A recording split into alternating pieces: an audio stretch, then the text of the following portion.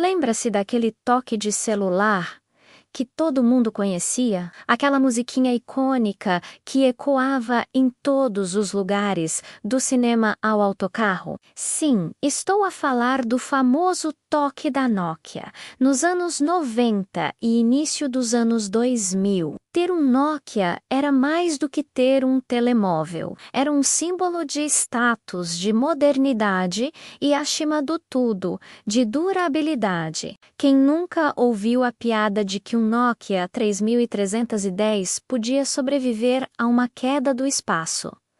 A Nokia era gigante, era a Apple e a Samsung da sua época, tudo numa só empresa. No seu auge, 1 em cada 2 telemóveis vendidos no mundo era um Nokia.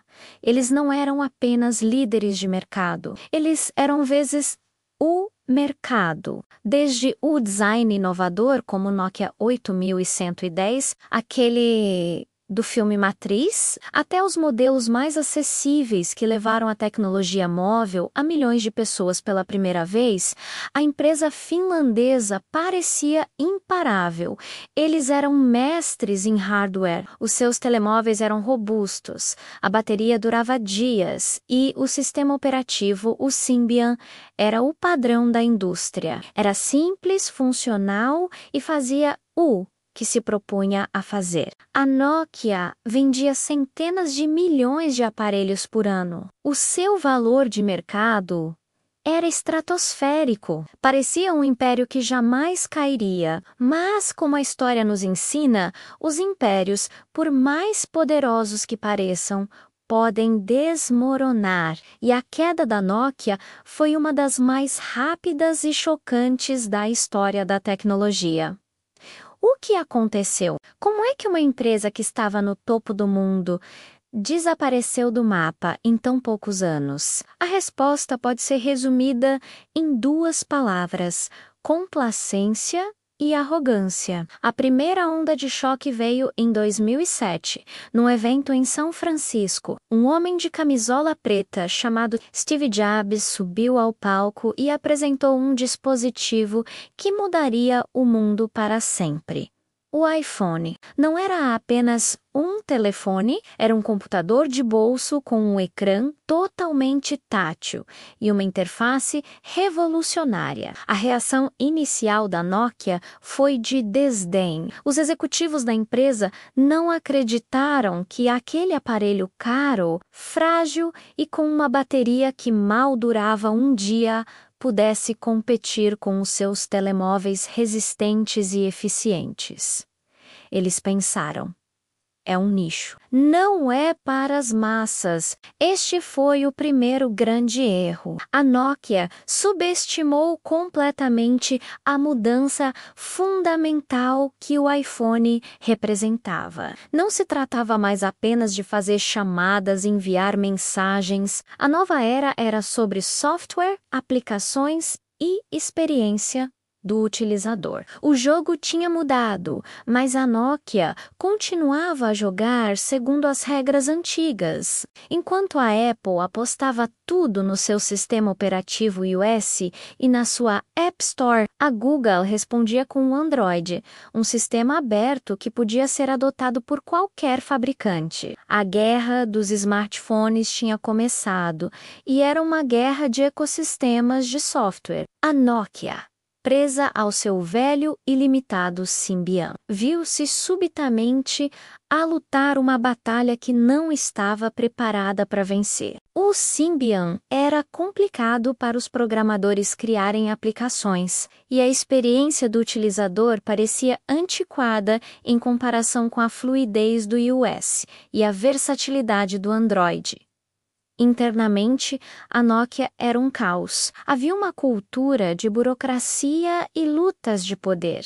Engenheiros brilhantes tinham ideias incríveis, incluindo protótipos de telemóveis com ecrã tátil e lojas de aplicações, anos antes do iPhone ser lançado. Mas essas ideias morriam nos corredores da gestão, que estava demasiado focada em manter a sua liderança no mercado de telemóveis básicos e em proteger as suas margens de lucro. Eles tinham medo de canibalizar os seus próprios produtos de sucesso, o medo de arriscar, que ironicamente é o que mantém uma empresa de tecnologia relevante, tornou-se a sua sentença de morte, numa tentativa desesperada de se manter relevante. A Nokia tentou criar um novo sistema, o Mego, em parceria com a Intel. Era um sistema promissor, mas chegou tarde demais e com pouco apoio. Depois, em 2011, tomaram uma decisão que selaria o seu destino, sob a liderança de um novo CEO, Stephen Elop. Um ex-executivo da Microsoft, a Nokia abandonou seus próprios sistemas e apostou tudo no Windows Phone da Microsoft. A ideia era criar uma terceira força para competir com o Wii e o Android. A metáfora usada pelo próprio CEO foi a de estar numa plataforma em chamas. Ele disse que a Nokia precisava de saltar para outra plataforma para sobreviver. Mas, na prática, eles saltaram de uma plataforma em chamas para um mar gelado. O Windows Phone, apesar de ter uma interface interessante, nunca conseguiu atrair programadores e, consequentemente, consumidores. A loja de aplicações era um deserto em comparação com a da Apple e da Google. Faltavam as aplicações essenciais que todos usavam, como o Instagram e o YouTube. Sem o ecossistema de aplicações, os telemóveis Nokia Lumia, mesmo com um hardware excelente e câmeras fantásticas, tornaram-se irrelevantes. As vendas continuaram a cair vertiginosamente. O valor da empresa, que já fora de centenas de bilhões, evaporou.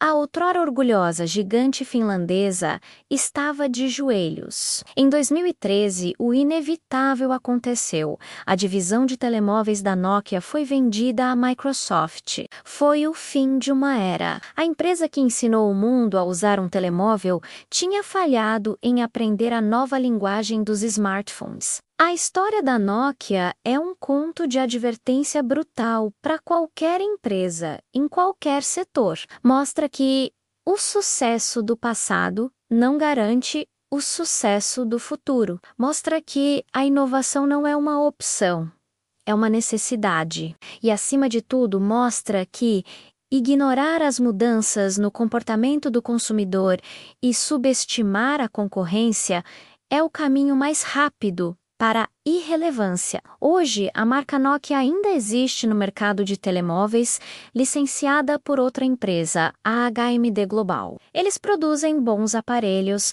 muitos deles com o sistema Android, ironicamente. A própria Nokia, a empresa original, sobreviveu e hoje é uma das líderes em equipamentos de redes de telecomunicações. A infraestrutura por trás do 5G. Mas o império dos telemóveis, aquele que dominou o mundo, tornou-se apenas uma memória de um toque icônico, de um jogo da cobrinha viciante e de uma lição muito, muito cara.